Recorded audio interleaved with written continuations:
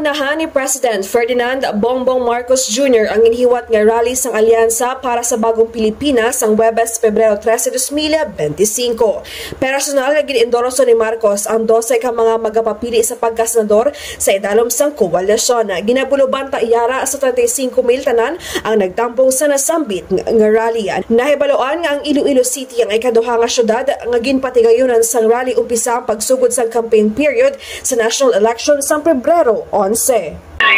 Samtang hiwato naman sa Davao City ang ikatatlo na alyansa para sa bagong Pilipinas rally sa Pebrero 16. Report nagkikan sa Iloilo City, K5 Jenny Kauyunan para sa Kampiyon na Balita, Serbisyo Publiko, Kalingawan sa Iloilo, K5 FM. Ang ining balita ang ginadulong sa inyo sang DTX Coffee Mix. Himo sa natural nga sangka pareho sang amarkuso, chia seeds, desugared sugared cane extract powder. DTX Coffee Mix. Nakakapi ka na, naka-detox ka pa. DTX Coffee Mix. Mabakal sa mga butika.